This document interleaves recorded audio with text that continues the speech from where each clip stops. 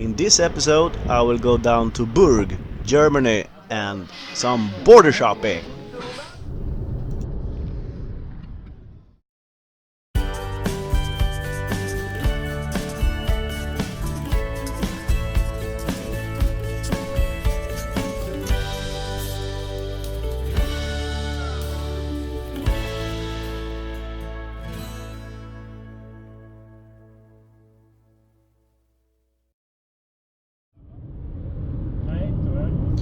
Border shopping is something a lot of Swedes do because the alcohol taxes in Sweden are ridiculously high.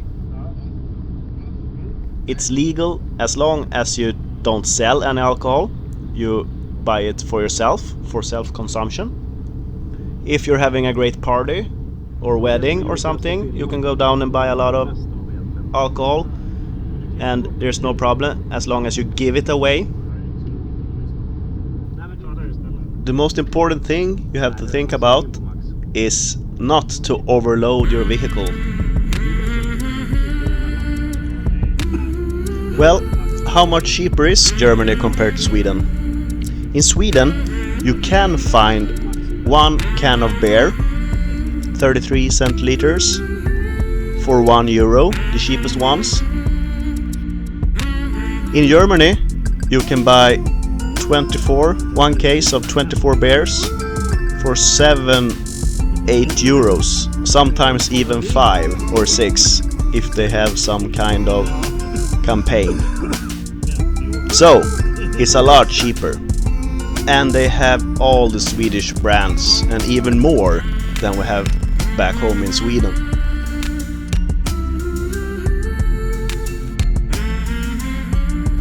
Now it's time for some food. And this is the best fast food hamburger restaurant there is in Sweden. I'm not getting paid to say this. This is what I think. So if you're in Sweden, try this one. I usually don't stop for food when I do this trip. I either have something with me or take something quick at the gas station or on the ferries to save some time. But this time I was really hungry and I haven't prepared anything, so on the way down we go through the websites of the stores down there to see if they have some kind of special offer and if we can skip some stores. You save time by doing that and you can save some money. You will know why later.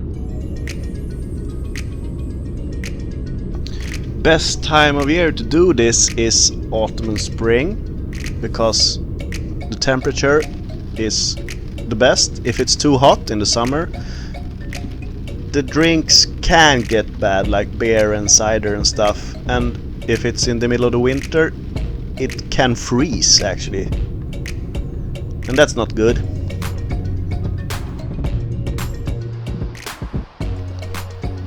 And now it's time for some fuel, and you have to stop like 3 times if you go from Stockholm. And the fuel in Sweden is pretty expensive. This is like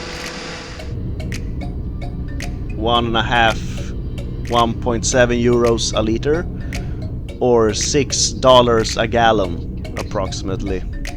So it's pretty expensive, but you still save a lot of money.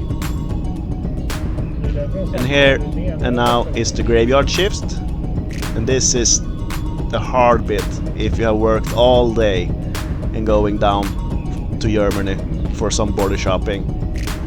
The graveyard shift, the night shift, call it what you will, but this is pretty hard. And somewhere around here in the dark forests of Småland we are halfway. So halfway to go, and then back home, of course. Now we are in the last town in Sweden, and it's called Helsingborg. I always take out some money here for 2 reasons. The first one is that you don't want to go all the way down and figure out your card doesn't work. And the second reason is that they take Swedish crowns, also Danish crowns and euros, but the currency is much better when you take out money back home in Sweden. There are totally 4 ferries, 2 on the way down and 2 on the way back home. And the first one is leaving 15 minutes after midnight, and that's pretty good to know because you buy a date ticket. So the ticket is for all 4 ferries and is valid that date. So if you're there like 9 p.m. you're gonna have to buy new ferry tickets after midnight. We were a little bit behind in schedule, so we were here like 2:15 in the morning, and we had to wait for the ferry for like 45 minutes. Not good. And this ferry takes around 15 minutes, 20 minutes only. And at the end of this ferry we have the Danish town called Helsingør. If this was like 5 years ago, the ferry could probably easy get full and you have to wait maybe 2 ferries to get on board, because this was really popular back then. It's not that popular anymore, but as you can see there's some people going down to shop. And even if you don't have a car or truck, you can still go down, because there are some travel agents that go down by bus, so you can go down in tourist bus and buy alcohol and back home. I've never done that, so I don't know how much that costs, but yeah, you can go down by bus if you want. Now we have to cross Denmark, and that takes a couple of hours. It's pretty flat, nothing to see, pretty boring, but keep on rolling.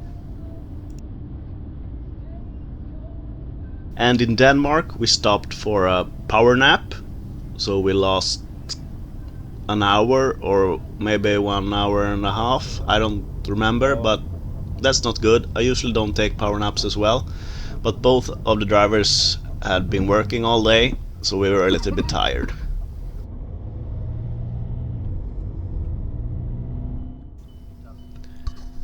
We missed the next ferry, so we had to wait for like 30 minutes again. This ferry is between Rødby and Puttgarten, so we're going into Germany. This is a little longer one than the first one. It takes around 45-55 minutes, so it's a little bit bigger ferry, and there's a little bit more to do. You have a cafeteria, restaurant, sleeping chairs, game room,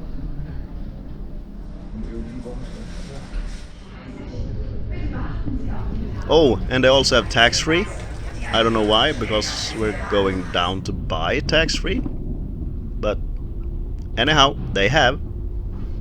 We usually try to take our power nap or eat here, because you have plenty of time for it.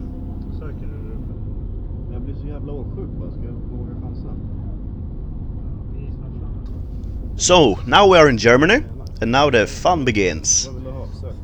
But you have these stores already here at the harbor. I never shop at them. I go a bit further into the country. They are very crowded and very... it's not expensive, but it's a little bit more than the stores a couple of kilometers in Germany. The opening times is in the weekends from midnight, 1 or 2 o'clock after midnight. In weekdays, I don't know. It used to be open 24/7, But as I said earlier, this is not that popular anymore. So they have opening times and they also close on holidays. So check out the internet for your favorite stores if they are opened or not before you go. And now we are in Burg and all the border shops. And I will start with one I haven't been in before, and it's called Scanbolaget. And as you can see, there's a lot of good stuff. Here you have some strong alcohol, vodkas and stuff. And in this room over here we have all the beer and cider and stuff.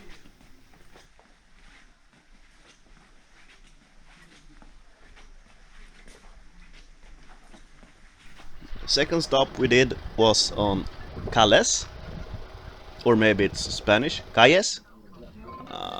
No, I don't think so. Calles. And this one is pretty popular, so it's very crowded, and they don't only sell alcohol, they have other stuff as well, like sodas and candy and shampoo and cleaning stuff and such. So it's a little bit more people here, but I buy anyway something. It works like this: you walk around and pick the bottles you want in strong alcohol. You can even take some cases. But if you want to buy some beer in larger amounts, you go to the register and order it, and they will bring it for you at the warehouse.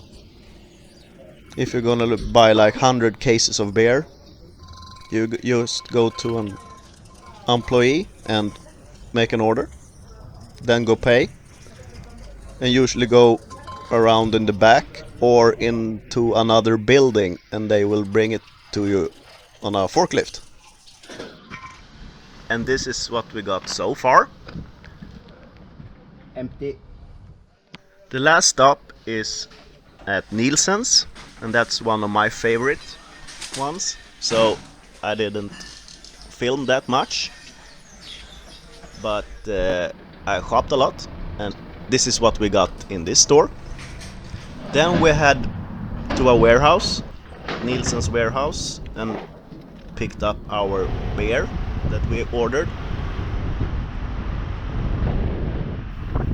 Then it was time to go back home, the most boring part on the trip, and because we had a lot of delays, we missed a ferry because it was full, so we had to wait. It's really the wrong time to be down here in the middle of the day. And the most important thing is that you want to only spend 2 hours down here, because if you get back to the ferry you have 600 Danish crowns back. I think that's like 60 euros. And in Denmark we had another 1 hour delay because of this little accident. But then we just drive on to catch the last ferry back home to Sweden, and we made it without have to wait at all. That's good. And this ferry, the Aurora, is the biggest battery driven ferry in the world, actually.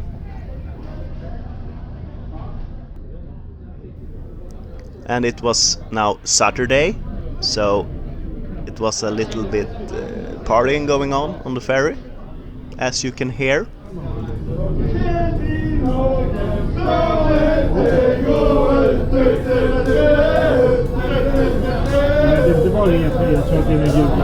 Beautiful! And back in Sweden and Helsingborg, we took our last meal for the trip and headed back home. In Sweden you can only drive 80 kilometers an hour with a trailer hooked on it, so it takes a little bit of time. That's around 50 miles per hour, I think.